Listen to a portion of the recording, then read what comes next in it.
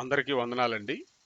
ఈ విధంగా మరొకసారి దేవుని వాక్యాన్ని మీతో పంచుకునే అవకాశం నాకు ఇచ్చినందుకే నేను మన ప్రభు అయిన యేసుక్రీస్తునే స్తుతిస్తున్నాను.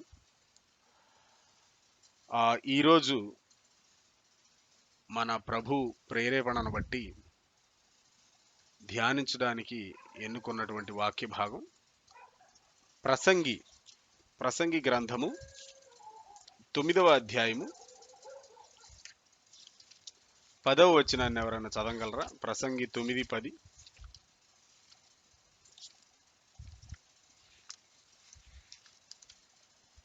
సరే, నేనే చదువుతున్నాను, ఒకసారి వినండి. చేయుటకు నీ చేతికి వచ్చిన ఏ పనినైనను నీ శక్తి లోపము లేకుండా చేయుము. నీవు పోవు పాతాళమునందు పని అయినను ఉపాయమైనను తెలివి అయినను జ్ఞానమైనను లేదు. ప్రార్థన చేసుకుందాం. పరిశుద్ధుడ, ప్రేమగలిగిన తండ్రి, కృపగలిగిన దేవ, మహోన్నతుడ, మహాఘనుడ, నీకే వందనాలు తండ్రి. నీ మహాకృపను బట్టి మరొకసారి ఈ విధంగా ఈ ఆన్లైన్ గూగుల్ మీట్లో జాయిన్ అవ్వడానికి, ఇప్పటి వరకు నిన్ను స్తుతించడానికి, బైబిల్ రీడింగ్ చేయడానికి నువ్వు సహాయం చేసినందుకు వందనములు. నీ వాక్యాన్ని ధ్యానించబోతుండగా నీవే నీ సిలువు చాటును నన్ను మరుగుపరుచుకొని మా అందరితోనూ నీవే మాట్లాడుము తండ్రి. నీకే వందనాలయ్యా. నీ వాక్యం పట్ల నిర్లక్ష్య ధోరణిని మేము కనుపరచకుండా శ్రద్ధగా వాక్యాన్ని విని దాని వలన కలిగినటువంటి ఆత్మీయ లబ్ధిని పొందుకున్నట్లుగా నువ్వే సహాయం చేసి నడిపించు తండ్రి. నీకే వందనాలు. ఈ సమయంలో మా మధ్యకు రమ్మని, మా ముందున్న సమయాన్ని మాకు దీవించమని యేసుక్రీస్తు నామములో అడుగుచున్నాం తండ్రి. ఆమేన్. అందరికీ వందనాలండి.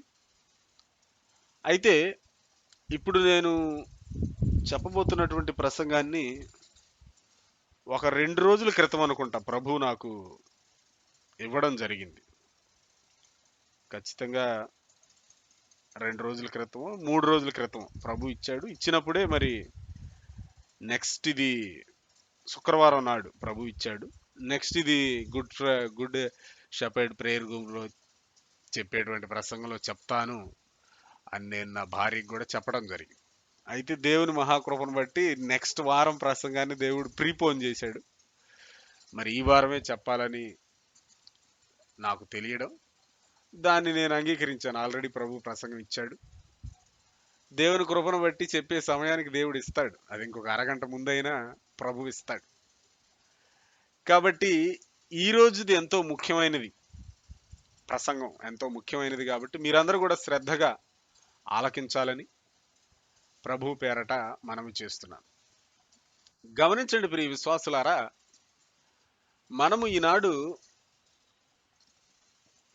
సామాన్యంగా క్రైస్తవ ప్రపంచాన్ని గమనిస్తే అనేక మంది ఎదుగుదల లేనివారిగా, సరైనటువంటి ఆశీర్వాదాలను దీవెనలను పొందుకోని వారిగా మిగిలిపోతున్నారు. ఎదుగుదల లేనివారిగానే కొనసాగుతున్నారు, మగ్గిపోతున్నారు. అనేకమైనటువంటి కష్టాలు, నష్టాలు, శోధనలు, పరీక్షలు, పోరాటాలు ఎదుర్కొంటూ ఉన్నప్పుడు, సంవత్సరం వెంబడి సంవత్సరం గడుస్తూ ఉన్నప్పుడు ఆత్మలోనూ ఎదగాలి, ఆర్థికంగానూ ఎదగాలి, ఆరోగ్యపరంగా ఎదగాలి, అన్ని విషయములలోనూ వర్ధిల్లాలి. ఆ విధంగా మనం ఉండడం మన ప్రభు అయిన యేసుక్రీస్తు యొక్క చిత్తం. ఆ వర్ధిల్లడం అనేది లేదు అంటే ఎక్కడ రాంగ్ జరుగుతుంది, ఎక్కడ పొరపాటు జరుగుతుంది, ఎక్కడ నేను మన ప్రభు అయిన యేసుక్రీస్తుకు నచ్చకుండా జీవిస్తున్నాను, ఎక్కడ నేను ఆయన చిత్తము నుండి బయటకొచ్చి జీవిస్తున్నాను, ఎక్కడ నా బ్రతుకులో పరిశుద్ధాత్ముని ప్రేరేపణకు తగినట్లుగా కాకుండా వేరేగా నేను ప్రవర్తిస్తున్నాను అనే విషయాన్ని ప్రతి ఒక్కరూ గమనించుకోవాలి. ప్రియ సహోదరుడా, సహోదరి, ఒకవేళ ఆర్థికంగా బాగుంటే అన్ని రకాలుగా బాగున్నాం అని అనుకోకూడదు. నాకు డబ్బు ఉంది కదా బాగుందని. ఆత్మ సంబంధమైన ఎదుగుదల కూడా ఉండాలి. అది లేకపోయినా సరే నేను ఎక్కడ పొరపాటు చేస్తున్నాను, ఎందుకు నేను ఆత్మలో ఎదగలేకపోయాను, 3 సంవత్సరాలు అయిపోయినా సరే 3 సంవత్సరాల క్రితం ఉన్నట్లుగానే ఇప్పుడు కూడా నేను ఎందుకు ఉన్నాను, ఎందుకు ఎదుగుదల నాలో లేదు, ఎందుకు ప్రభువా లేదు, ఎదగాలి కదా నేను అనేటువంటి ఒక శ్రద్ధ, ఆసక్తి, ఏకాగ్రత, అది ఆ కన్సర్న్ అనేది ప్రతి ఒక్కళ్ళకు ఉండాలండి. అయితే ఈనాడు అది ఉండటం లేదు. అది ఎంతో విచారకరం. మనం అటువంటి భావాన్ని కలిగి జీవిద్దాం. నాలో ఎదుగుదల ఉండాలి. అది ఒక స్పిరిచువల్ గానీ, ఒక ఫినాన్షియల్ గానీ, ఒక రిలేషనల్ గానీ, సైకలాజికల్ గానీ అని ఒకటి కాదు. అన్ని విధాలా కూడా వికాసం చెందాలి. ఆ డెవలప్‌మెంట్ అనేది ఉండాలి. ఆ ఎదుగుదలే ఎంతో బాగుంటుంది. ఆ ఎదుగుదల లేకుండా మనం వెళ్లి సాక్ష్యం మాత్రం ఏం చెబుతాం? సాక్ష్యం చెప్పాలంటే మనం పీస్‌ఫుల్‌గా ఉంటే గదా! నా ప్రభువు సమాధానానికి అధిపతి, ఆయన సమాధానకర్త. ఆయన దగ్గరికి రా నీ టెన్షన్‌లన్నీ పోతాయంటే అవతల వాళ్ళేమంటారు? నువ్వే లేనిపోయిన దానికి చిన్న చిన్న దానికి ఊరక టెన్షన్ పడతా, సగం రోజులు తెగ టెన్షన్ పడతా, నిన్ను మేము టెన్షన్ పడవాక అనాలి. నువ్వు మీ ప్రభువు దగ్గరికి పిలుస్తున్నావు టెన్షన్ పడకుండా నీ చింత యావత్తు వేయమని. ముందు నువ్వెయ్యి నీ చింత నీ ప్రభువు మీద, ఆ తర్వాత మేము వేస్తాంలే అంటారు. ఆలోచించండి ప్రియ విశ్వాసుల, మనం ఎంత ప్రశాంతంగా ఉన్నాం, మన బ్రతుకులలో ఎంత శాంతి ఉంది, ఎంత సమాధానం ఉంది, ఎంత సంతృప్తి ఉంది, ఎంత నెమ్మది ఉంది, ఎంత సంతోషం ఉంది, ఎంత ఆనందం ఉంది అనేవి కూడా లోకస్తులు చూస్తూనే ఉంటారు. కేవలం ఎంత జీతం వస్తుంది, ఎంత ఆస్తి ఉంది, ఎంత పలుకుబడి ఉంది అనేదే కాదు. కాబట్టి క్రీస్తు దగ్గరకు మనం అనేక మందిని ఆకర్షించాలంటే ముందు క్రీస్తుని ధరించినటువంటి, క్రీస్తుని కలిగినటువంటి జీవితాన్ని ముందు మనము జీవించి చూపించాలి. వాళ్ళు మనల్ని చదువుతారు, తర్వాత మనం చెప్పేటువంటి మాటను వింటారు. వాళ్ళనే కాదు, మన పిల్లలు కూడా. మనం క్రీస్తు ఇచ్చు సమాధానాన్ని వెదికి వెంటాడి, వాక్యం చెబుతున్నట్లు దానిని వెదికి వెంటాడితే అది మనకు దొరికిద్ది. అప్పుడు పిల్లలు కూడా వెదికి వెంటాడతారు. అంతేగాని మనం టెన్షన్ పడుతూ సంతృప్తి లేకుండా, ఆనందం లేకుండా, ఎంత వచ్చినా సంతృప్తి ఉండదు కొంతమందికి, అలా బ్రతికితే పిల్లలు కూడా మనకు 4 రెట్లు సంపాదించి వాళ్ళకు కూడా ఎంత వచ్చినా సంతృప్తి లేకుండా అలానే ఉంటూ ఉంటారు. ఆలోచించండి ప్రియ విశ్వాసులారా. ఇదంతా చూశాక నాకు నాలో ఒక ఆలోచన మొదలైంది. అదేంటంటే మనిషికి అసలు అన్నిటికంటే ముఖ్యమైనది ఏంటి? అసలు మనిషి వికాసం చెందాలంటే, అభివృద్ధి చెందాలంటే, ఎదగాలంటే, దీవించబడుతూ ఆశీర్వదించబడుతూ ముందుకు సాగిపోవాలంటే అసలు ముఖ్యమైనవి ఏంటి అన్నప్పుడు దేవుడు నా మనసులో ఒక 3 విషయాలను పెట్టాడు. ఆ 3 విషయాలను నేను చెప్తాను. ఈ మెసేజ్ రికార్డ్ కూడా అవుతుంది. ఒకవేళ ఏదన్నా భాగం మీరు సరిగ్గా వినలేని ఎడల తర్వాత డ్రైవ్లోకి అప్లోడ్ చేసి నేను గ్రూప్లో కూడా పెడతాను. సాధ్యమైనంత వరకు చిన్నగానే వివరించడానికి నేను కూడా ప్రయత్నం చేస్తాను. కాబట్టి మీరు శ్రద్ధగా ఆలకించవలసిందిగా ప్రభువు పేరట మనవి చేస్తున్నాం. ఆ 3 విషయాల్లో మొదటిది కష్టపడడం అండి. ఆలోచించండి ప్రియ విశ్వాసులారా, ఇప్పుడు మనం చదువుకున్నటువంటి వాక్య భాగాన్ని చూస్తే నీ చేతికి వచ్చిన పని, ఒకసారి చూస్తున్నా 9:10, చేయుటకు నీ చేతికి వచ్చిన ఏ పని అయినను నీ శక్తి లోపము లేకుండా చేయుము. ఇక్కడ విఫలమైతే ఇంకెలా ఎదుగుతావు నువ్వు? శక్తి లోపం లేకుండా ఉద్యోగం చేస్తున్నావా? ఈనాడు ప్రైవేటు ఉద్యోగాలు చేస్తున్న వారందరూ అంతగా ఎదగటం లేదు. అనేక మంది, అందరూ కాదనుకోండి, అంతగా ఎదుగుదల లేదు, అంతగా ఎంకరేజ్మెంట్ లేదు, అంతగా నేను థ్రైవ్ అవ్వలేకపోతున్నాను, బాగా గ్రో అవ్వలేకపోతున్నాను అంటున్నారు. వారందరిని నేను అడిగేది ఏంటంటే, నీ శక్తి లోపం లేకుండా నువ్వు ఉద్యోగం చేస్తున్నావా? నమ్మకంగా నువ్వు పనిచేసేటువంటి కంపెనీ ఎదగడానికి నువ్వు తోడ్పాటును ఇస్తున్నావా? శ్రమ పడే విషయంలో, నీకు ఇచ్చినటువంటి టాస్క్ని కంప్లీట్ చేసే విషయంలో నీ శక్తి లోపం లేకుండా చేస్తున్నావా? అలా చేస్తే ఖచ్చితంగా ఎదుగుదల ఉంటుంది, దేవుడు ఆశీర్వదిస్తాడు. అయితే కష్టపడుతున్నాను బ్రదర్, కష్టపడినా సరే నేను ఎదగలేకపోతున్నాను, అదే కోపంలో మిగిలిపోయినట్లుగా, అంత ఎదుగుదల ఏం లేదు, 15 ఏళ్ళు అయిపోయింది ఏ గ్రోత్ లేదు, 20 ఏళ్ళు అయిపోయింది ఏ గ్రోత్ లేదు అనే స్థితిలో కూడా అనేక మంది లేకపోయినా కొందరు ఉంటారు. అయితే ఇక్కడ కష్టపడడం అనే విషయాన్ని గురించి మనం ఆలోచించినప్పుడు కొన్ని విషయాలను పరిగణలోకి తీసుకోవాలి. అదేంటంటే, నువ్వు కష్టపడుతున్నావు కానీ నీతిగా ఉంటున్నావా నీ కష్టంలో? అక్కడ కంపెనీ కోసం ఎంతో బాగా కష్టపడుతున్నానని చెబుతున్నవాడు ఆ కంపెనీ ఎదుగుదల కోసం ఆ కంపెనీ క్లయింట్స్ దగ్గర అబద్ధాలు ఆడడం, వారిని మోసం చేయడం, లేనిపోని మాటలు చెప్పడం, ఉన్నవి లేనట్లుగాను, లేనివి ఉన్నట్లుగా నువ్వు చెప్పి ఇలాంటి పనులు చేసి నువ్వు కంపెనీకి లాభాన్ని తెచ్చిపెడితే ఆ కంపెనీ నిన్నే ఉద్యోగం నుంచి తీసేస్తుంది. ఎందుకంటే చివరికి అపనమ్మకంగా ప్రవర్తించిన వాని వలె నువ్వు గుర్తింపబడతావు కాబట్టి ఒకవేళ వాళ్ళు అనుకోకపోయినా అనుకోకుండా తీసేసే అవకాశం ఉంటుంది. నమ్మకత్వం కలిగి ఉండాలి, నీతి కలిగి ఉండాలి. రూపాయి కోసం నీతిని తాకట్టు పెట్టడం, విలువల కోసం డబ్బును పోగొట్టుకోవచ్చు కానీ డబ్బు కోసం విలువలను పోగొట్టుకోకూడదు. ప్రియ సహోదరుడా సహోదరి, ఈనాడు 100కి 90 మంది, అంతకంటే ఎక్కువేమో, విలువలు కాపాడుకుందాం, 1 రూపాయి పోయినా పర్వాలేదని ఆలోచించకుండా మాకు డబ్బు కావాలి, విలువలతో మాకేం పని, మాకు డబ్బు కావాలి, నీతితో మాకేం పని, మాకు డబ్బు కావాలి, సత్యముతో మాకేం పని, మాకు డబ్బు కావాలి, ప్రభువు మెప్పుతో మాకేం పని అన్నట్లుగా ప్రవర్తిస్తున్నారు. నోటితో ఒప్పుకోపోయినప్పటికీ కూడా ఆలోచించండి, పరిశీలించండి మీ చుట్టూ ఉన్నటువంటి సమాజాన్ని, వాక్యానికి అగెయిన్స్ట్ గా వ్యాలిడేట్ చేయండి, దాన్ని పరీక్షించండి వాక్యాన్ని బట్టి. అప్పుడు తెలుస్తుంది.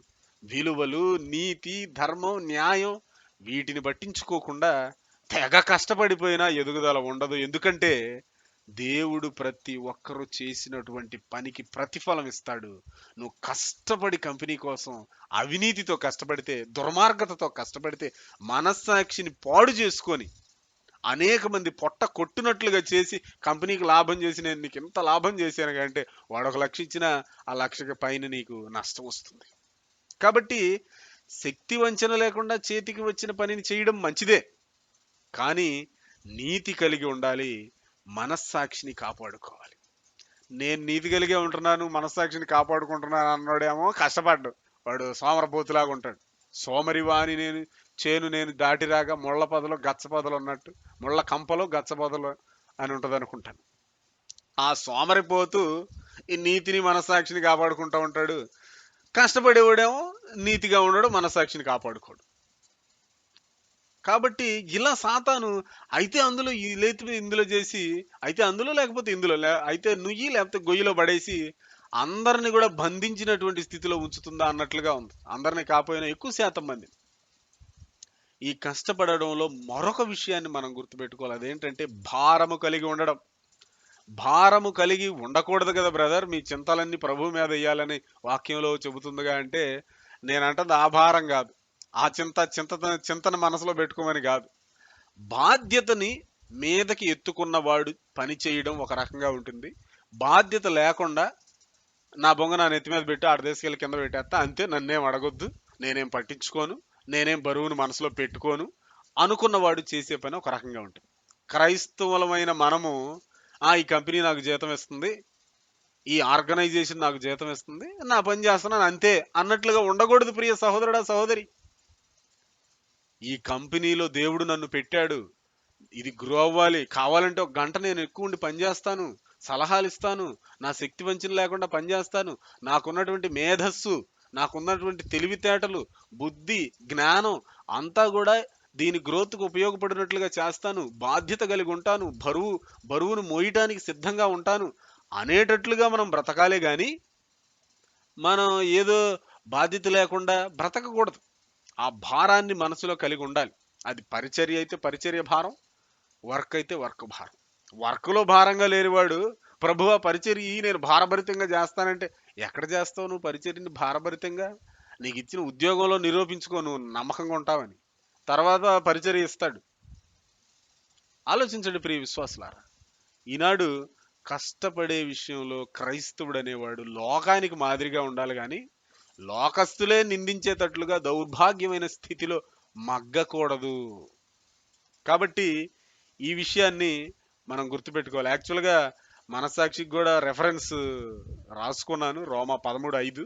కాకపోతే ఇప్పుడు రెఫరెన్స్లన్నీ తిప్పుకుంటూ వెళ్తే సమయం ఉండదేమో అని అనిపిస్తుంది. కొన్ని రెఫరెన్స్లు మాత్రం చూద్దాం. కష్టపడటం అయితే చాలా మంది పాస్ అవుతారు, ఇది చాలా మందికి నచ్చింది కూడా. కష్టపడాలని చెబుతున్నాడు, కష్టపడాలి, నేను కష్టపడాలి, నా కుటుంబం కోసం సంపాదించాలి, నా పిల్లల కోసం సంపాదించాలి, నా కుటుంబం ఎదుగుదల కోసం నేను ఇంకా కష్టపడాలి, ఇల్లు కోసం సంపాదించాలి, కారు, స్థలాలు, పొలాలు, ఇంకా నేను కష్టపడాలని ఇది బాగా నచ్చింది.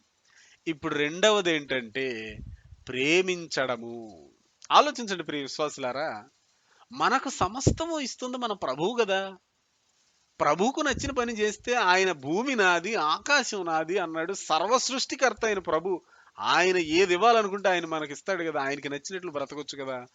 ఆయనకు నచ్చినట్లుగా బ్రతికే వ్యక్తి చేయవలసిన ముఖ్యమైన పనులన్నిట్లో మరి ముఖ్యమైనది ప్రేమ కలిగి జీవించడము. ఒకసారి చూడండి, 1 యోహాను 3:14. ఒకసారి తీయండి గబగబా. ఎవరన్నా బైబిల్ తీసేవారంటే రెడీగా ఉండండి, కొంచెం ఎక్కువ రెఫరెన్స్లు ఉన్నాయి. 1 యోహాను 3:14 నేను చదువుతున్నానండి. మనము సహోదరులను ప్రేమించుచున్నాము గనుక మరణములో నుండి జీవములోనికి దాటి ఉన్నామని ఎరుగుదుము. ప్రేమ లేనివాడు మరణమందు నిలిచి ఉన్నాడు.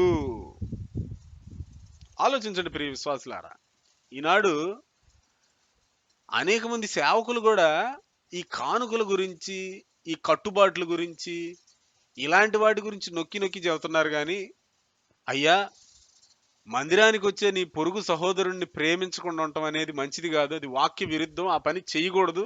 ఆ పని నువ్వు చేసి ప్రేమించకుండా ద్వేషించావంటే నువ్వు మరణమందు నిలిచి ఉంటున్నావని గద్దించే సేవకులు కనుమరుగైపోయారా అన్నట్లుగా ఇప్పటి పరిస్థితులు ఉన్నాయి అంటానికి ఎంతో విచారంగా ఉంది.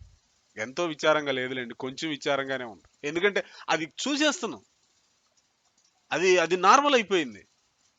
అరే 30 మంది ఉంటే 10 మందికి ఇంకో 10 మందితో పడదంటే కేవలం అభిప్రాయ భేదాలుండి మా ఆలోచన ధోరణి వాళ్ళ ఆలోచన ధోరణి కుదరదంటే పర్వాలేదు. ద్వేషం, విమర్శించుకోవటం, సణుగుకోవటం, దూషించుకోవటం, చెడ్డ మాటలు పలకటం, ఇంకా హత్య చేసే అంత ద్వేషం కూడా ఉంటుందేమో కొంతమందికి. కొంతమందిని నేను చూశాను. ఇంతకుముందు ఒక సహోదరుడు ఉండేవాడు, నేను వెళ్ళే చర్చిలో. నా మీద ద్వేషం, అసూయ. ఎందుకంటే ఏమో మరి అంతకంటే ఎక్కువగా ఎదుగుతున్నానో ఏమో. ఆలోచించండి ప్రియ విశ్వాసులారా, అలా సహోదరుణ్ణి ద్వేషించడం అనేది పెద్ద పాపం, వాక్యంలో ఖండించినటువంటి పాపం.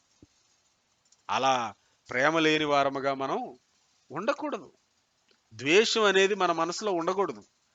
మరి సహోదరుల్ని ప్రేమిస్తాను, మరి శత్రువులు ఉంటారు మనకు బయట వారు, వారిని ద్వేషించవచ్చా?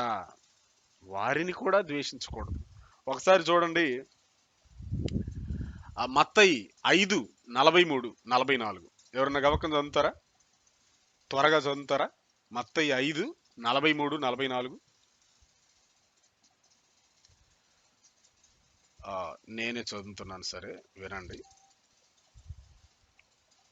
నీ పొరుగువాని ప్రేమించి నీ శత్రువును ద్వేషించుమని చెప్పబడిన మాట మీరు విన్నారు కదా. సాక్షాత్ ప్రభు మాటలకి. నేను మీతో చెప్పున్నదేమనగా, మీరు పరలోకమందున్న మీ తండ్రికి కుమారులై ఉండునట్లు మీ శత్రువులను ప్రేమించుడి, మిమ్మల్ని హింసించు వారి కొరకు ప్రార్థన చేయుడి. శత్రువులను కూడా ప్రేమించాలంట. ఆలోచించండి ప్రియ విశ్వాసులారా, కష్టపడటం కంటే ప్రేమించడం చాలా ముఖ్యం. నిజంగా కొంతమంది మనుషులను చూస్తే, చాలా తక్కువ మంది, వాళ్ళకి ప్రేమించడం అనేది స్వతహాగానే వస్తుందా అనిపిస్తుంది. ఎవరి మీద ఆయాసపడరు, ఎవరి మీద ద్వేషాన్ని పెట్టుకోరు, ఎవరి మీద కక్ష కట్టడానికి, పగపట్టడానికి ముందుకు రారు. అరే ఎలా ఉంటారు వీళ్ళు, ఎలా అలా ప్రేమిస్తారు, ఎలా అలా క్షమిస్తారని ఆశ్చర్యం వేసింది. ఆలోచించండి ప్రియ విశ్వాసులారా, మనము కూడా ప్రేమించే వారముగా ఉండాలి. శత్రువులు నేను ఎందుకు ప్రేమించాలి? నీ ప్రభువుకి అది ఇష్టం కాబట్టి. వాళ్ళంటే నీకేదో స్పెషల్ ఆప్యాయత ఉంది కాబట్టి కాదు, లేకపోతే మనం ఏదో గొప్పవారం అని కాదు. నా ప్రభువుకు నచ్చదు నేను వాడిని ద్వేషించటం. అవును ద్రోహం చేశాడు, అవును దూషించాడు, అవును లేనిపోని చెప్పాడు, అవును మోసం చేశాడు, అవును నమ్మక ద్రోహం చేశాడు, అయినా నేను వాడిని ద్వేషించను. ఎందుకంటే నా ప్రభువుకు నచ్చదు, అంతే. వాడంటే నాకేదో స్పెషల్ ఎఫెక్షన్, ఆప్యాయత ఇదేం లేదు. నేను మాత్రం వాడిని ప్రేమిస్తాను. ద్వేషించకుండా ఉండటానికే నా శక్తిలా ప్రయత్నిస్తాను. ఎందుకంటే నేను శత్రువులను కూడా ప్రేమించే వ్యక్తినిగా ఉండాలి. ఇంకోటి ఏంటంటే, ప్రేమించే దగ్గర గుర్తుపెట్టుకోవాల్సింది, ప్రేమించే వ్యక్తి క్షమిస్తాడండి. ఎందుకంటే క్షమించిన వాడు ద్వేషించడానికి అవకాశం పుష్కలంగా ఉండిద్ది. నువ్వు ద్వేషించకూడదు, ప్రేమిస్తున్నప్పుడు ద్వేషించకూడదంటే క్షమించాలి. శిష్యులు అడుగుతారు, నా సహోదరుని ఎన్నిసార్లు క్షమించాలి? 7 సార్లు క్షమిస్తే సరిపోయిద్దా అని అడుగుతారు. మత్తయి 18లో ఒకసారి చూడండి, 18:21. సెల్ ఫోన్ చేతిలో ఉంటే ఇంకా స్పీడ్గా తీయొచ్చు కదా, ఎవరు చదవటం లేదేంటి? 18:21. ఆసక్తి లేదా, శక్తి లేదా? ఓకే, నేనే చదువుతాను, దయచేసి అఫెండ్ అవ్వకండి. 18:21. ఆ సమయంలో పేతురు ఆయన యొద్దకు వచ్చి, ప్రభువా, నా సహోదరుడు నా ఎడల తప్పిదము చేసిన ఎడల నేను ఎన్ని మారులు అతను క్షమింపవలెను? 7 మారులు మట్టుకా అని అడిగిను. అందుకు యేసు అతనితో ఇట్లన్ను, 7 మారులు మట్టుకే కాదు, 70 ఏళ్ల మారుల మట్టుకని నీతో చెప్పుచున్నాను. ఆలోచించండి ప్రియ విశ్వాసులారా, క్షమించలేనటువంటి మనసు ప్రేమించే మనసుకి బద్ధ విరోధి. నా వ్యక్తిగత అనుభవంలో చెబుతున్నాను. నాకు ఇప్పటికి కూడా ఏదన్నా అతి కష్టమైన పని ఉందంటే ఆధ్యాత్మికంగా అది క్షమించడమే. క్షమించడం, ప్రేమించడం. బైబిల్ చదవటం చదివేయచ్చు, రోజుకి 20 అధ్యాయాలు కూడా చదివేయచ్చు. ప్రార్థన చేయటం రోజుకి 2 గంటలు 3 గంటలు ప్రార్థన చేయొచ్చు. ప్రేమించంటే అది కష్టం. ప్రభు, అది చేయటానికి నాకు సహాయం చెయ్యి అని నేను అనేక సార్లు అడుగుతూ ఉంటాను. ద్వేషం వద్దు, ప్రేమించటం, క్షమించటం ఎంతో కష్టమే. ఆ కష్టమైన పనే దేవుడు చేయటానికి సహాయం చేస్తాడు. అంటే నాకు కష్టం, ఒకవేళ నా మనసు కరుడు కట్టిపోయి ఉండొచ్చు, మీకు అది సులభమే, అది చేయండి, దేవుడు ఆశీర్వదిస్తాడు. మీరు ప్రయత్నిస్తే ఈజీగా ప్రేమించగలరేమో, ఈజీగా క్షమించగలరేమో, ఈజీగా ప్రేమను చూపించగలరేమో, ఈజీగా ద్వేషించకుండా ఉండగలరేమో, ఈజీగా క్షమించగలరేమో. ప్రయత్నిద్దాం. ప్రయత్నిస్తే ఎవరి మీద ఆయాసాన్ని పెట్టుకోకుండా క్షమిస్తే, ఎవరి మీద ద్వేషాన్ని పెట్టుకోకుండా ప్రేమిస్తే, అందరి మంచిని కోరుకుంటే, అందరూ ఎదగాలని కోరుకుంటే, వారి కొరకు మంచి జరగాలని ప్రార్థన చేస్తే దేవుడు ఎంతో సంతోషిస్తాడండి. పట్టిందల్లా బంగారం అయ్యేలాదే వేస్తాడేమో. నిజంగా అటువంటి ప్రేమించే హృదయాన్ని మనం మనలో సాగు చేసుకోగలిగితే. ఆలోచించండి ప్రియ విశ్వాసులారా, ఏది రైట్? ప్రేమించటం అనేది ఆల్వేస్ రైట్, ఎప్పుడు రైటే అది.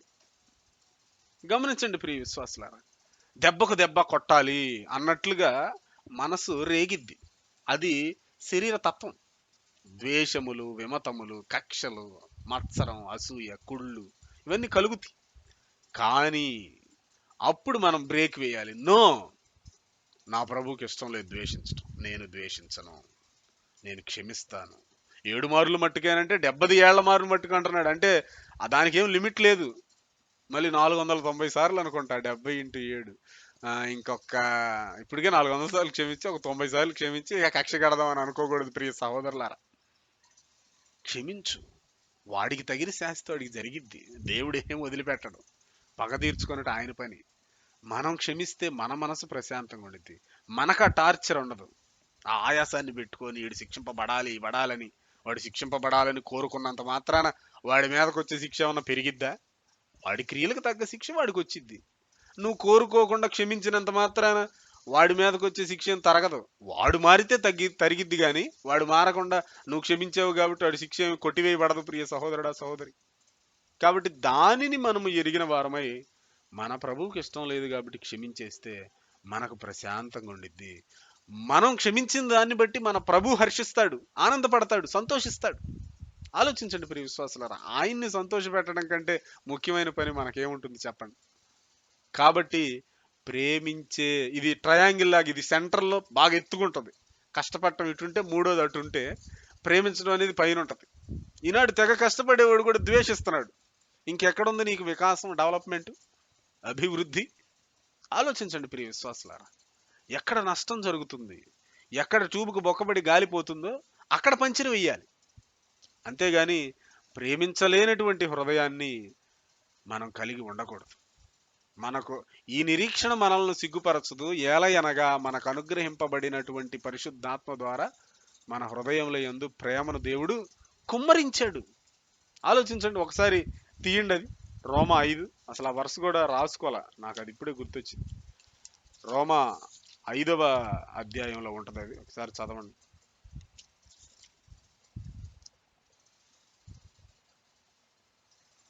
రోమా 5లో ఎక్కడది ఒకసారి చూడండి. ఎందుకనగా 5:5, ఎందుకనగా ఈ నిరీక్షణ మనలను సిగ్గుపరచదు, మనకు అనుగ్రహింపబడిన పరిశుద్ధాత్మ ద్వారా దేవుని ప్రేమ మన హృదయములలో కుమ్మరింపబడి ఉన్నది. నువ్వు పరిశుద్ధాత్మ చేత నింపబడితేనే ప్రేమించడం సాధ్యం. ఇది మాత్రం నాకు రూఢి అయిపోయింది. నేను ఎంతో ప్రయత్నిస్తున్నా ప్రేమించడానికి, ప్రేమించలేకపోతున్నా. అప్పుడు దేవుడు రూఢి చేశాడు, పరిశుద్ధాత్మ సహాయంతోనే ప్రేమించడం కుదిరింది. నువ్వు నిర్ణయం చేసుకొని ప్రేమించేయాలనుకుంటే ప్రేమించగలవా? అయితే ఇక్కడ మళ్ళీ ప్రాబ్లం, పరిశుద్ధాత్మ చేత నేను ఎందుకు నింపబడటం లేదు అని ఆలోచించినప్పుడు ప్రభు నాకు తెలిపింది ఏంటంటే, పరిశుద్ధాత్మను దుఃఖపరచడం వలన, పరిశుద్ధాత్మను ఆర్పివేయడం వలన ఆయన నిన్ను నింపడం లేదు. కాబట్టి నువ్వు పరిశుద్ధాత్మ చేత నింపబడడం లేదు, నడిపింపబడడం లేదు. ఇంకెక్కడ ప్రేమిస్తావు? ఎక్కడ చూసినా ద్వేషపు మొక్కలే. వాటిని పీకేసే కొంది మలుతున్నాయి, పీకేసే కొంది గరిక మలుస్తూనే ఉండిద్ది. గరిక ఎవరన్నా మందేస్తారా? పురుగు మందులే కొట్టకుండా బండించవచ్చు. గరిక, దాన్ని ఏదో అంటారు ఇంకా, తొంగ, ఇవన్నీ. ఆలోచించండి ప్రియ విశ్వాసుల, ద్వేషం అలా మలిసిద్ది కానీ ప్రేమ అలా కాదు. పరిశుద్ధాత్మ చేత నింపబడు, ఆయనకి నచ్చినట్లు చెయ్యి. ఆయనకి నచ్చినటువంటి సరసోక్తులు, బూతులు, వ్యంగ్యపు మాటలు, విమర్శలు, సణగటాలు, దూషించుకోటాలు, తిట్టుకోటాలు ఇవన్నీ చేయబాకు. ఆయన దుఃఖపడడు, నీలో ఉంటాడు, లేకపోతే వెళ్ళిపోతాడు. తర్వాత బాగా ప్రార్థన చేయమని ప్రేరేపణ వచ్చినప్పుడు, ఇప్పుడు కాదులే నేను తినాలి అంటే పరిశుద్ధాత్మ ఆరిపోయిద్దా లేకపోతే బగబగ మండిద్దా? పరిశుద్ధాత్మ ప్రేరేపణ ఆరిపోయిద్దా బగబగ మండిద్దా? ఆలోచించండి. ఆర్పివేశావు పరిశుద్ధాత్మను. బాగా బైబిల్ చదవాలనిపించింది, వాక్యం ధ్యానించాలనిపించింది.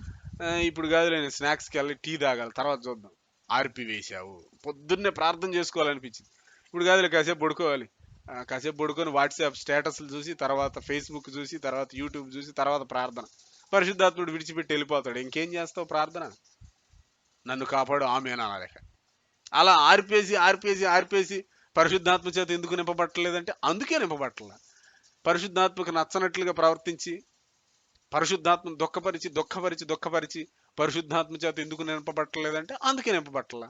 దాని పర్యవసానం ప్రేమించలేకపోతున్నావు, అందువల్లనే ద్వేషిస్తున్నావు, క్షమించలేకపోతున్నావు.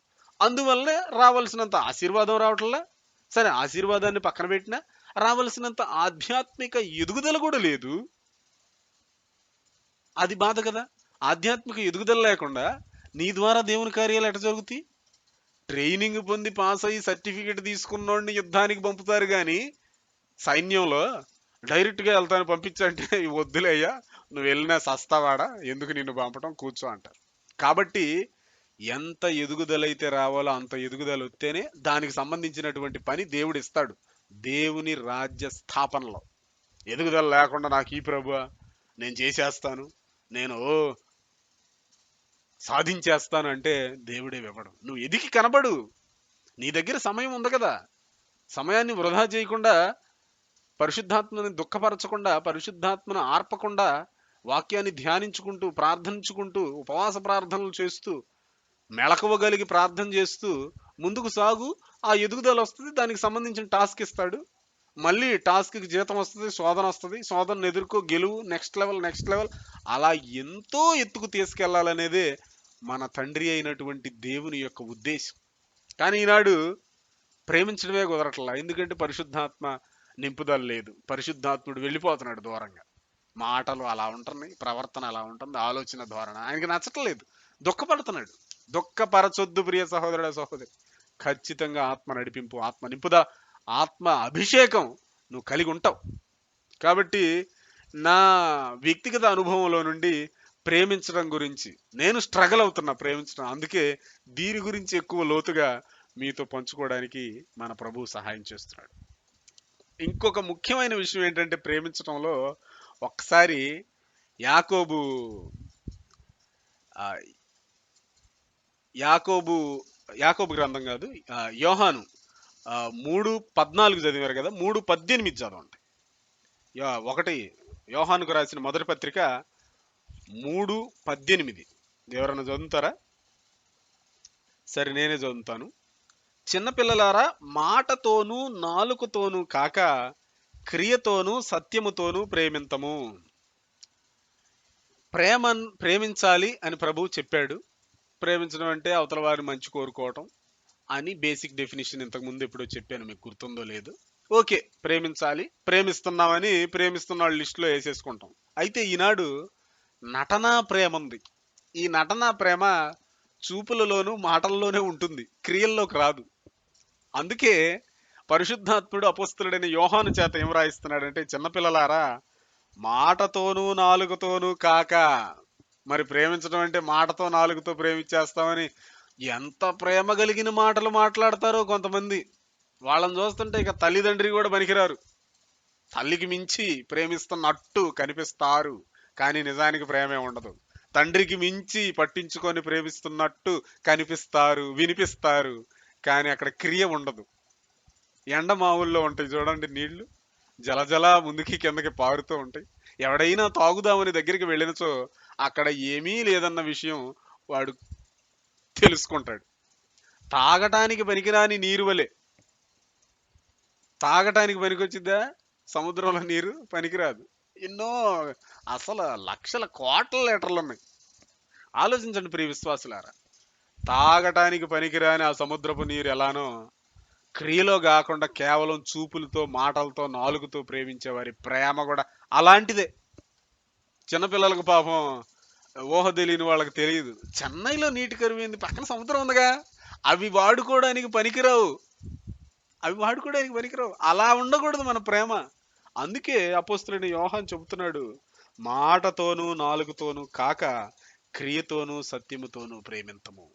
నటన ప్రేమ వద్దండి. నిజంగా ప్రేమ ఉంటే ఆ ప్రేమ దగ్గర త్యాగం ఉంటుంది. ఈ క్షమించడము ఉండదు, త్యాగము ఉండదు, కానీ నటన ప్రేమ మాత్రం పైకి వికసిస్తుంది పువ్వు. ప్రభు శపించాడు కదా అంజూరపు చెట్టు, ఫుల్గా ఉండే ఆకులు, మరి పళ్ళు ఎందుకు లేవు? అన్ని ఆకులు దగదగ కాసినప్పుడు పండు ఉండాలి కదా, పండు ఎందుకు లేదు? ఆ పండు అనే ప్రేమ లేదు, క్రియతో కూడిన ప్రేమ లేదు, సత్యముతో కూడిన ప్రేమ లేదు, మాటతో నాలుగుతో ఊరక నటనా ప్రేమ అయితే ఉంటుంది. అటువంటి ప్రేమ దేవుని దృష్టిలో ప్రేమగా గుర్తింపబడదు. మరలా చెప్పుచున్నాను, అటువంటి ప్రేమ దేవుని దృష్టిలో ప్రేమగా రిజిస్టర్ అవ్వదు. ఆలోచించండి ప్రియ విశ్వాసులారా, ఆ విధంగా మనం ఉండకూడదు. క్షమించాలి, త్యాగం చేయడానికి సిద్ధంగా ఉండాలి. అప్పుడే నిజంగా మనం ప్రేమ చూపించిన వారం అవుతామే గాని ఊరక నటన ప్రేమ చేస్తే కుదరదు. మూడవది ఏంటంటే తగ్గించుకోవడం. ఇది ప్రయారిటీ నెంబర్ 2 అనొచ్చు. ప్రేమించడం తర్వాత విశ్వాసి చేయవలసిన అన్నిటికంటే ముఖ్యమైన పని తగ్గించుకోవడం. ఈనాడు దురదృష్టకరం ఏంటంటే ఈ మూడిట్లో అటు ఇటుగా ఉంటున్నారు. బాగా తగ్గించుకునేవాడేమో కష్టపడ్డం, వాడు ఎదగడం. బాగా తగ్గించుకునేవాడు ప్రేమించడు, ద్వేషిస్తా, ఎవరొకరి మీద సణుగుతా, ఎవరొకరిని దూషిస్తా ఇలా ఉంటాడు. కాబట్టి ఎదుగుదల దేవుడు హెచ్చింపిస్తున్నా ఆ హెచ్చింపు ఇక్కడ న్యూట్రలైజ్ అయిపోతుంది. 50 పెట్టానన్న గాలి సాయంత్రానికి 10 అయిపోయింది, మళ్ళీ రేపొద్దున 50 పెట్టు, సాయంత్రానికి 10 అయిపోయింది. నువ్వు పంచిరేయి తమ్ముడు, అన్నయ్య నువ్వు ముందు పంచిరేయి, అప్పుడు గాలి పోకుండా ఉండిద్ది. అరే బాగా తగ్గించుకుంటున్నావు, కష్టపడట్లా, ఎదగాల్సినంత ఏడ ఎదుగుతావు. బాగా తగ్గించుకుంటున్నావు, ప్రేమించట్లా, ఎదగాల్సినంత ఏడ ఎదుగుతావు. ఒకవేళ నిజంగా ప్రేమించేవాళ్ళు అన్ని చేస్తారండి. నిజంగా ప్రేమించేవాళ్ళు కష్టపడతారు కూడా. బాగా ప్రేమిస్తున్న వారు కష్టపడలేదని అనటానికి కూడా నాకు నోరు రావడం లేదు. నిజంగా దైవ ప్రేమను చూపించే వ్యక్తి కష్టపడే వ్యక్తిగా ఉంటాడు. నిజంగా దైవ ప్రేమను చూపించే వ్యక్తి ఎక్కువ శాతం తగ్గించుకునే వ్యక్తిగా ఉంటాడు. ఈనాడు చూపించకుండా నటన ప్రేమ చూపిస్తే ఇంకా కష్టపడటం ఉండదు, తగ్గించుకోవడం ఉండదు. అయితే తగ్గించుకోవడంలో 2 ముఖ్యమైన విషయాలను మనం గమనించాలి. ఒకసారి చూడండి, యాకోబు 4:6. ఎవరైనా చదువుతారా? యాకోబు వ్రాసిన పత్రిక 4:6. నేనే చదువుతున్నాను, చూడండి. కాదు గాని ఆయన ఎక్కువ కృపనిచ్చును, అందుచేత దేవుడు అహంకారులను ఎదిరించి దీనులకు కృప అనుగ్రహించును అని లేఖనము చెప్పుచున్నది. ఆలోచించండి ప్రియ విశ్వాసులారా, అహంకారం కలిగి తగ్గించుకుంటున్నాడంటే అతను ఒక కాంప్లెక్సిటీకి తెరలేపుతున్నాడు. అంటే జనరల్గా తగ్గించుకునేవాడికి అహంకారం ఉండకూడదు. దేవుడు అందరిని యథార్థవంతులుగా చేసిన కానీ వారే అనేక తంత్రములను కల్పించుకున్నారు అన్నట్లుగా దేవుడు సింపుల్గా చేసిన దాన్ని కాంప్లెక్స్గా చేస్తే ఆ కాంప్లెక్స్ సంక్లిష్టమైనటువంటి సమస్యకి దేవుడు కూడా కాంప్లెక్స్ సొల్యూషన్ ఇస్తాడు.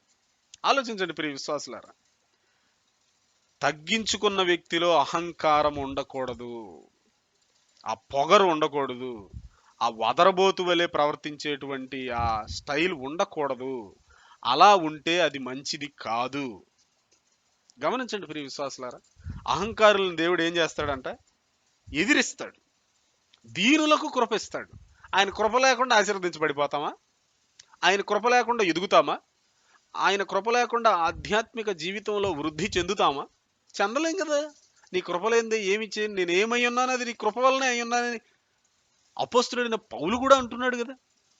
ఆలోచించండి ప్రియ విశ్వాసులారా, ఈనాడు అహంకారం అనేది అనేక మంది మందిరానికి వెళుతున్నటువంటి గౌరవప్రదమైనటువంటి క్రైస్తవులుగా బాహ్య ప్రపంచము చేత గుర్తింపబడుతున్న అనేక మందిలో ఉంటుంది. నిజంగా దేవునికి చాలా బాధ, దేవునికి చాలా బాధ, చాలా దుఃఖం. అటువంటి అహంకారం ఉండకూడదు. లెక్కలేనితనం, సమాధానం చెప్పకపోవడం, ఆ లోపల హెచ్చించుకునే స్థితి. ఏంది అసలు ఏళ్ళ లెక్క చేసేది ఏంది, నాకు తెలుసులే అని. నేను ఇంతకుముందు డెఫినేషన్ కూడా ఇచ్చాను అహంకారానికి. క్వశ్చన్ లేకుండానే ఆన్సర్, నాకు తెలుసులే, నీ కథ నాకు తెలుసులే, నువ్వు చెప్పనక్కర అవసరం లేదులే, నాకు తెలుసులే అని. ఆ లెక్కలేనితనం అది గర్వానికి ఎసెన్స్ అండి, ఆ అహంకారానికి ఎసెన్స్. అటువంటి అహంకారం లోపలుంచుకొని ఇంకొక పార్ట్లో తగ్గించుకున్నంత మాత్రాన్ని ఇది అది క్యాన్సిల్ అయిపోయి లాభం కంటే నష్టం ఎక్కువ వచ్చే అవకాశం ఉంది. జాగ్రత్త ప్రియ సహోదరుడా, సహోదరి. ఎందుకు అహంకారం? దేవుని కృపలైందే నీ దగ్గర ఏముంది? నీ తెలివితో నువ్వేం సాధిస్తావు? ఎంతో తెలివి గలవాళ్ళు ఎంతమంది ఉన్నారు? దేవుడు నీకెందుకు ఇచ్చాడు ఈ అవకాశం? వాక్యం వినే అవకాశం, జాయిన్ అయ్యే అవకాశం, దేవుని దగ్గరికి వెళ్ళి స్తుతించే అవకాశం, ఆరాధించే అవకాశం. ఇవన్నీ చేయడం ద్వారా అనేకమైనటువంటి ఆశీర్వాదాలను పొందుకునే అవకాశం, దీవెనలను పొందుకునే అవకాశం నీకెందుకు ఇచ్చాడు? నీకంటే తెలివిగల్లోళ్ళు, ఘనులు, శ్రేష్ఠులు ఇంకా లోకంలో లేరా? మరి అటువంటిది ఇస్తే ఇంకా అహంకారం ఎందుకు? తగ్గించుకొని దీనులుగా ఉంటే దేవునికి నచ్చితే కదా, అలా ఉండొచ్చు కదా. ఏదో ఉంది నా దగ్గర ఎంతో తెలివి ఉంది, నాకు ఎంతో తెలుసు. ఈ ఫీలింగ్స్ అన్నీ కూడా పతనము చేయడానికి సాతాను పెడుతున్నవే. నాకేం తెలుసు, దేవుడు నన్ను ఎందుకు ఇంత హెచ్చించాడు? దావీదు అంతటి వాడే ఇంతగా హెచ్చింపబడటానికి నేను ఏ పాటి వాడిను, నా కుటుంబం ఏ పాటిది అన్నాడు. అతను చక్కని వాడంట, నేర్పరి, సింహాన్ని ఎలుగుబంటిని చంపినవాడు, గొలియాతును చంపినవాడు, ఇంత చేసి కూడా నేను ఏ పాటి వాడిని అంటున్నాడు. అంతకంటే మనం గొప్పవారమా? అహంకారం వద్దు ప్రియ సహోదరుడా, సహోదరి. ఈనాడు నేను చాలా మందికి అది చాలా కష్టమైపోతుంది తగ్గించుకోవడం. అంత జీతం ఇచ్చి ఎట్ట తగ్గించుకుంటాం? అయితే జీతం తీసేయమని అడుగుతావు ఇది ప్రభువుని? ఆలోచించు, నిన్న ఆ పొజిషన్లో పెట్టింది నువ్వు తగ్గించుకుంటావని. తిండి దగ్గర తగ్గించుకోరు, ఖర్చుల దగ్గర తగ్గించుకోరు, అసలు మాట దగ్గర తగ్గించుకోరు, ఆలోచన ధోరణిలో తగ్గించుకోరు, హృదయ గర్భంలో కూడా తగ్గించుకోరు. ఆలోచించండి ప్రియ విశ్వాసులారా, ఆ విధంగా మనం ఉండకూడదు. రెండవది, గర్వం కూడా ఉండకూడదు. ఒకసారి కీర్తనలు 18:27లో చూడండి. కీర్తనలు 18:27. శ్రమపడు వారిని నీవు రక్షించెదవు, గర్విష్ఠులకు విరోధివై వారిని అణచివేసెదవు. దేవుడు అణచివేస్తే ఎవరన్నా పైకి లేవగలరా? ఆలోచించండి. దేవుడు అణచివేస్తే ఎవరన్నా పైకి లేవగలరా? ఎవ్వరూ లేవలేరు. గర్వం అంటే ఇంతకుముందు డెఫినేషన్ చెప్పాం, ఇప్పుడు మళ్ళీ చెబుతున్నాను. ఎక్కడైతే సమాధానం అక్కర్లేని ప్రశ్న ఉంటుందో, నువ్వేంది నాకు చెప్పేది, అది ప్రశ్నేగా, ఆన్సర్ చెబుతా నాకంటే. ఏంది నువ్వు చెప్పేది? నువ్వెంత, నీ బతుకెంత, నువ్వు నాకు చెప్పాలా ఏంది? అన్ని ప్రశ్నలే, ఆన్సర్లు వినరు వాళ్ళు. గర్విష్ఠులు, హృదయములో వారిని వారు అందరాన్ని ఎక్కిచ్చేసుకొని, అవతల వాళ్ళకి తెలియదు, నాకు తెలుసు, అవతల వాళ్ళకి జ్ఞానం లేదు, నాకు జ్ఞానం ఉంది, అవతల వాళ్ళు పేదవాళ్ళు, నేను ధనికుడిని. ఇటువంటి గర్వపు స్వభావం దేవుడికి నచ్చదు. అటువంటి వారిని దేవుడు అణుస్తాడు.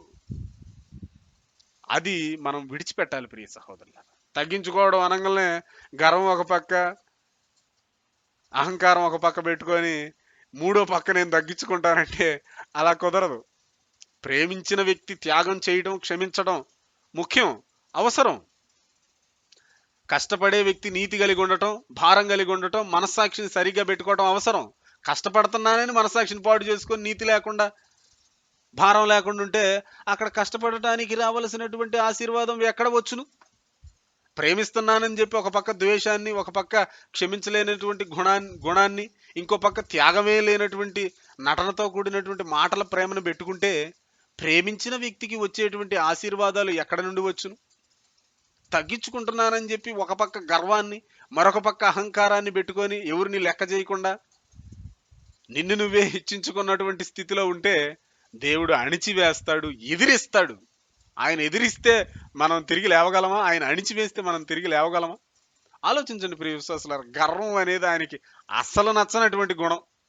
అసలు నచ్చనే నచ్చదు.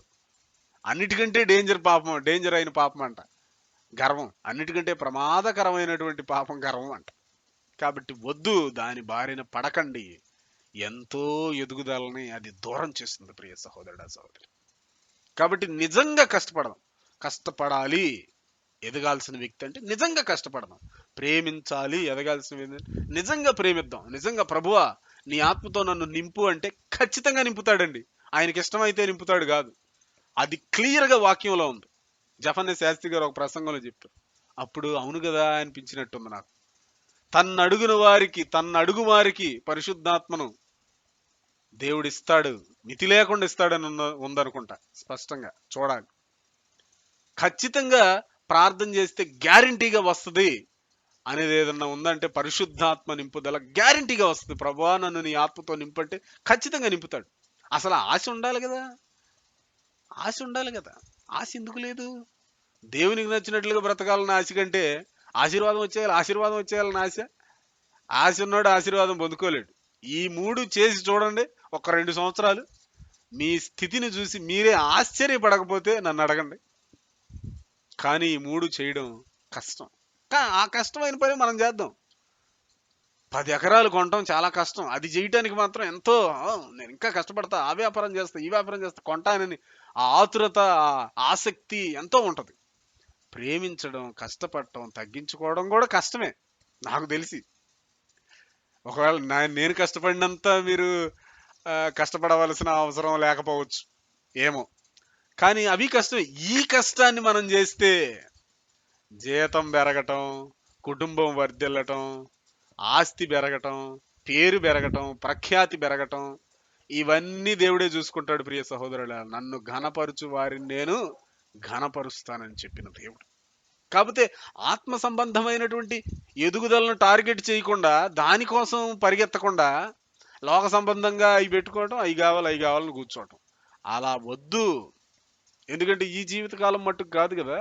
ఇప్పుడు మనం సంపాదించిన ఆస్తి, డబ్బు, స్థలాలు, పొలాలు, కార్లు, బంగళాలు ఇవన్నీ కూడా ఈ జీవితకాలం మట్టుకే. కానీ నువ్వు పడిన కష్టం, దేవుని కోసం కష్టపడితే, నీతిని కాపాడుకుంటే నీ నీతి నిత్యత్వం మొత్తం నీతోనే ఉంటది. నువ్వు చూపించిన ప్రేమ, క్షమాగుణం, నిత్యత్వం మొత్తం నీతోనే ఉంటది. అదేం నిన్ను వదిలిపెట్టి వెళ్ళిపోదు. ఎంత ప్రేమ చూపించినా ఇక్కడ దాకే కాదని. అక్కడ దేవుడు బలా నమ్మకమైన మంచి దాసుడా, ఆనాడు నేను వాక్యం పెద్ద కోటేశ్వరరావు చెప్పించినప్పుడు నువ్వు విన్నావు, ఆనాటి నుండి నువ్వు కష్టపడ్డావు, నీతిని కాపాడుకుంటూ, మనస్సాక్షిని కాపాడుకుంటూ, భారం కలిగి, ద్వేషం లేకుండా, క్షమించే గుణం కలిగి, త్యాగంతో నువ్వు ప్రేమించావు, అహంకారం, గర్వం లేకుండా తగ్గించుకున్నావు. బలా నమ్మకమైన మంచిదాసుడు అంటాడు, నువ్వు సంపాదించి నీ కష్టపడే గుణం, ప్రేమించే గుణం, తగ్గించుకునే గుణం నిత్యత్వం మొత్తం నీతోనే ఉంటాయి. నువ్వు సంపాదించిన ఆస్తి, కార్లు, బంగళాలు, స్థలాలు, పొలాలు, పేరు ప్రఖ్యాతులు ఇవన్నీ ఈ జీవితకాలం మట్టుకే. పేరు ప్రఖ్యాతులు అంటే అందులో మంచి గుణం ఉంటే అది నిత్యత్వంలోకి వెళ్ళొచ్చు. కానీ ఈ లోక సంబంధమైన వస్తుపరమైనటువంటి ఈ ఆస్తులు కేవలం జీవితకాలం మట్టుకే. మనం ఆశీర్వాదాలని లోకస్తులు అనుకుంటారు కదా. ఈ ఆశీర్వాదాలు, ఇల్లుంది, బంగళాలు ఉన్నాయి, స్థలాలు, పొలాలు ఉన్నాయి, ఎంతో జీతం ఉంది, ఇదంతా వీళ్ళు జీవితకాలం మట్టుకే. దానికోసం ప్రత్యేకంగా టార్గెట్ చేయాల్సిన పనే లేదు. వీటి కోసం టార్గెట్ చేసి చూడండి, అవన్నీ మీ వెంటబడతాయి. ముందు నా నీతిని, రాజ్యాన్ని వెతకండి, అప్పుడు అవన్నీ మీకు అనుగ్రహింపబడతాయి అన్నాడు. వాటిని వెతకొద్దు, అవి మీకు ఇవ్వను, కేవలం వాటిని గురించి ఆలోచించొద్దు, ఆశపడద్దు, వాటిని ఇవ్వను, మీరు దిగువ స్థితిలోనే ఉంచుతానని దేవుడు అన్నాడా? లేదు ప్రియ సహోదరుడ, సహోదరి. వాటి కోసం పరిగెత్తొద్దు, వీటి కోసం పరిగెత్తండి. ఆత్మ సంబంధమైన ఎదుగుదల కోసం పరిగెత్తి ఆత్మానుసారులుగా ఉండండి. ఆత్మానుసారమైన మనస్సు జీవమును సమాధానమునై ఉన్నది, సమాధానమును వెతికి వెంటాడండి అని వాక్యం చెబుతుంది. కాబట్టి ఆ విధంగా మనం ఆత్మ సంబంధమైనటువంటి క్వాలిటీస్ని మనలో కల్టివేట్ చేసుకోవడానికి, ఆ గుణాలను మనలో సాగు చేసుకోవడానికి మనం ప్రయత్నిద్దాం. తగ్గించుకోవాలి, ప్రేమించాలి, కష్టపడాలి అని దేవుడు చెప్పినటువంటి మాటను మనం విని ఆ విధంగా ఈ రోజు నుండి జీవించడానికి మన ప్రభు అయిన యేసుక్రీస్తు మనకు సహాయము చేయును గాక. ఆమేన్.